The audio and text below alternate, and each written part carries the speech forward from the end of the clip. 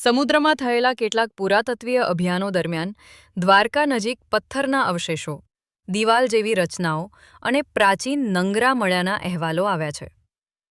કેટલાક સંશોધકો માને છે કે આ પ્રાચીન બંદરનગરીના અવશેષ હોઈ શકે, જ્યારે અન્ય વૈજ્ઞાનિકો વધુ પુરાવાની જરૂરિયાત દર્શાવે છે. તેથી આ વિષય હજુ પણ સંશોધનનો વિષય છે. આજે દ્વારકા 4 ધામમાંથી એક છે. અહીં દ્વારકાધીશ મંદિર, ગોમતી ઘાટ, સુદર્શન સેતુ, રૂકમિણી મંદિર અને બેટ દ્વારકા જેવા પવિત્ર સ્થળોએ લાખો ભક્તો દર્શન માટે આવે છે. સાંજની આરતી અને મંદિર પર ફરકતી ધજા દરેક ભક્તના મનને ભક્તિથી ભરી દે છે.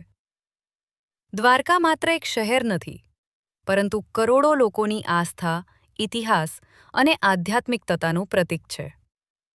જો તમને આ વિડિયો ગમ્યો હોય તો લાઇક કરો, ચેનલને સબસ્ક્રાઇબ કરો અને કમેન્ટમાં જરૂર લખો જય દ્વારકાધીશ. ફરી મળીએ એક નવા આધ્યાત્મિક અને ઐતિહાસિક વિડિયો સાથે. જય શ્રી કૃષ્ણ.